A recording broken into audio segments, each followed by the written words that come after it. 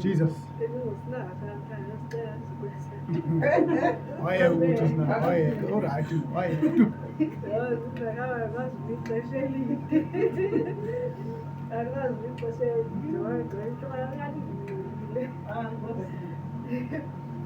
Kodwa ke siyamthemba ubawo uba asisileli simiswa nguye ameni lizothila eBhayibhilini ebangcwele kodwa ke sobe siyazi ukubaluleka kokunikela empilweni zethu ameni iminikelo ibaluleke kakhulu haleluya ngoba yiyo esivulela iminyango ameni xa ungumntu onikelayo uThixo uyakuvulela haleluya awudingeki ukuthi unikele ngemali ukuze uThixo akusikelele haleluya umuntu uyasikeleleka naxa unikela ngaloo nto unayo haleluya noba yintoni amen uThixo uyakwazi ukuthi akusikelele ngenxa lento yoba unenhliziyo ephayo haleluya I think useke wathi uyesu kubafundi bakhe ngenye ilanga wathi I think wayebafundisa into yokuthi ukubaluleka komnikelo haleluya uthi kubo ngela xesha benisipha abantu izinto haleluya ngela xesha benibapha amanzi haleluya ngela xesha bekuwedizanixelela ndiyazilahlela haleluya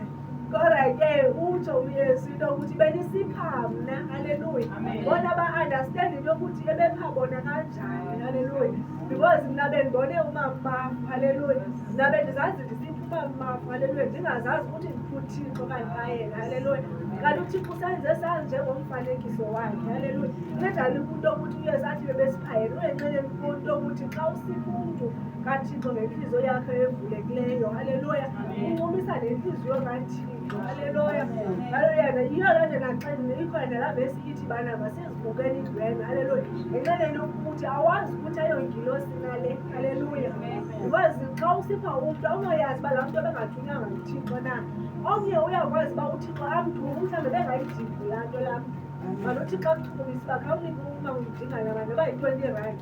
uma undingala kangaze kuwe mosathi ndiyo andina-20 rand umhlawumbe unayo uma udinga 20 rand xa ngenxa lento yokuThixo ungene phi uma undingayo ufuna ukusikelela ngayo haleluya athi khawumnike haleluya ngoku umazi uba akadingi mali okanye mhlawumbe sithi uyaphangela uma undingayo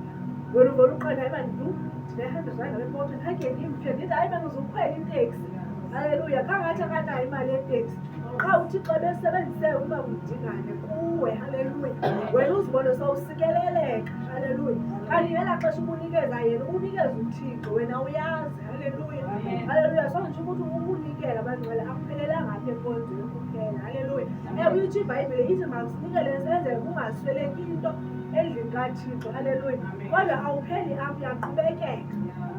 ukunikela nangaphandle unikele ebantwini uqonda hayi mani ndinezinto apha endlini mhlawumbe ndinale khabhathi kade ndinike ubani imali lekhabhathi yam mhlawumbe usengelenye uthanda kade ndinike ubani yazi lekhabhathi okanye hayi mani ndinezi zihlamvu yazi apha endlini andizithandisisi okanye mhlawumbe hayi mani andizidingi uyayibo uqonda hayi mani kade ndinike umntu ezaa zihlamvu zam haleluya ngolo hlobo wenza inkonzo bangcwele futhi sinazo masibe nenkonzo yasengqondweni inkonzo yasengqondweni akokuhlabelela uthandaze no haleluya kodwa nendlela nehlobo lakho lokwenza haleluya inkonzo bangcwele haleluya inkonzo ayipheli apha kwezi ngqambo qha haleluya iyaqhubekeka haleluya usowuhleli phaa endlini iyaqhubekeka inkonzo haleluya nje even sowuncokola nabantu inkonzo mayiqhubeke bangcwele uncokola into ezakhayo uncokola izinto ezizabasondeza abantu kuThixo haleluya haleluya ngolo hlobo wenza inkonzo nokunikela abangcwele apha enkonzweni nayo inkonzo luyenzayo haleluya haleluya so uThixo bangcwele usinikeze indlela ngendlela zokumzukisa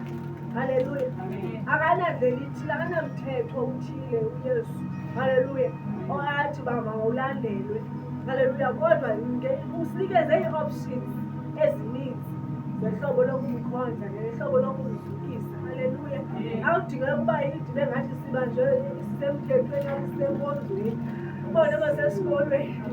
ekrishi xa kusenziwa isicengcelelo bona sebeyazi kodwa bayicule bonke ubone abanye bayicula bengayihoyanga nale nto bayiqhelile haleluya imnandi indlela kayesu haleluya akafuni senze loo nto sifocus entweni enye because xa usazimo xa ufike usazi into eyi-1 uthi uyenza uba yikhathalelanga saphela naku uyayazi uyiqhelile